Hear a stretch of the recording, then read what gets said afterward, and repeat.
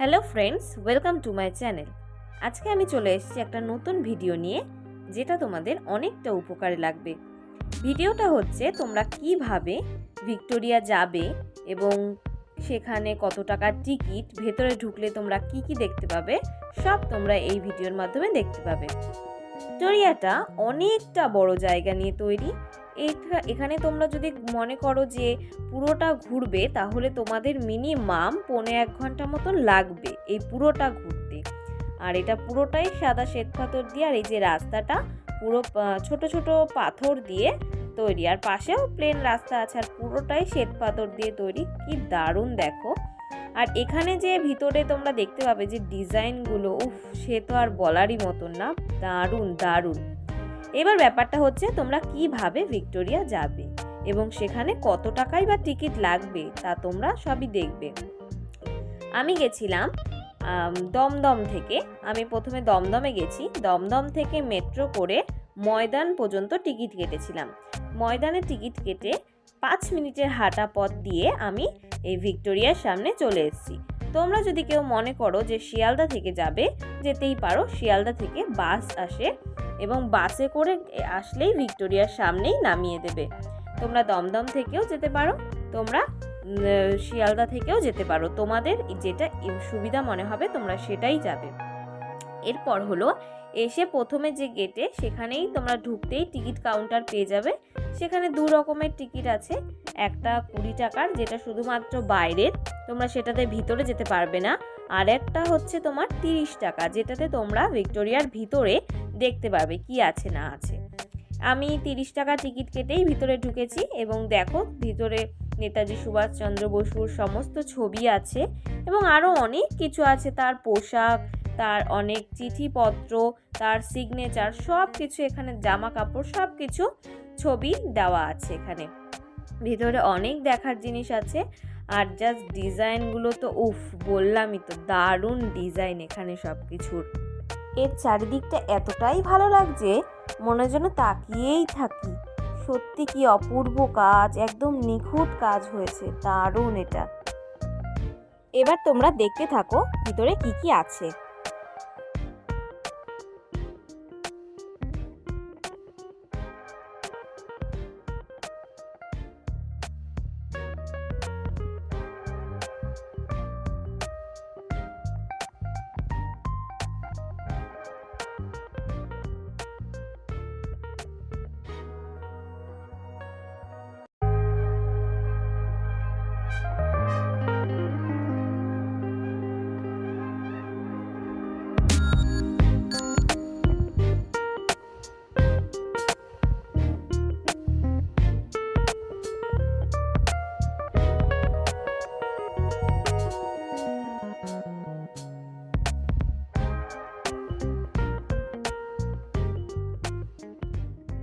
এই জায়গাগুলোতে বিভিন্ন ফটোগ্রাফি যারা করে, সেই ফটোগ্রাফের সব ছবিগুলো এখানে দেওয়া আছে।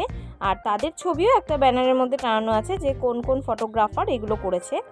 ছবিগুলো সত্যি অপূর্ব ছবি, প্রতিটা দেয়ালে এক একটা করে ছবি দেওয়া আছে এবং এখানে সবাই দেখতে পাবে, কিন্তু কেউ টাচ করবে না এগুলোর মধ্যে। আর সামনে গেলে আরেকটা তোমাদের জন্য বোর্ড দেওয়া আছে, যে বোর্ডের মধ্যে তোমরা তোমাদের নিজের অভিজ্ঞতা লিখতে পারবে, বা আর কি কি এখানে আরও কি কি প্রয়োজন সেটা লিখতে পারবে, তোমাদের ইচ্ছা মতন সেটাও তোমরা নিজেরাই লিখতে পারবে। আরেকটা কথা বলে দিই, ভিক্টোরিয়ার মধ্যে তোমরা কিন্তু ভিতরে কেউ খাবার পাবে না। তোমাদের যদি মনে হয় বাইরে থেকে তোমরা খাবার কিনেও ঢুকতে পারো, অথবা বাড়ির খাবারও এখানে অ্যালাউ করে, কিন্তু এর ভিতরে কোনো খাবার দাবারের দোকান নেই। এবার তোমরা ভিতরে থেকে উপরে যেতে পারবে। এটা হচ্ছে দোতলায় যাওয়ার সিঁড়ি। এখানে তোমরা উপরে যাবে, এখানেও ভালো ভালো জিনিস আছে। উপরে গিয়ে দেখো জাস্ট ভিউটা, উপর থেকে নিচের ভিউটা দারুণ ছিল। আর তোমরা ভিতরে দেখতে পাবে যে সব রাইফেলগুলো রাখা আছে, তারপরে বন্দুকগুলো যে রাখা আছে, সেগুলো সবই ভিতরে মানে উপরটায় সাজানো আছে, সবই দেখতে পাবে।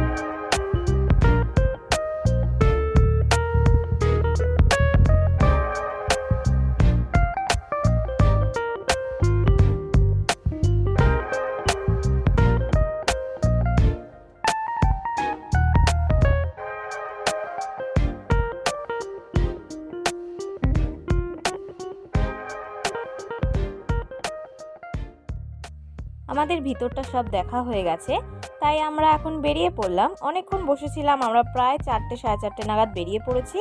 এখান থেকে তোমরা বেরিয়ে বাসও ধরতে পারো অথবা তোমরা উবেরও বুক করে নিতে পারো। তো আমরা এখান থেকে ডাইরেক্ট শিয়ালদা চলে গেছিলাম, তারপর ট্রেনে করে বাড়ি।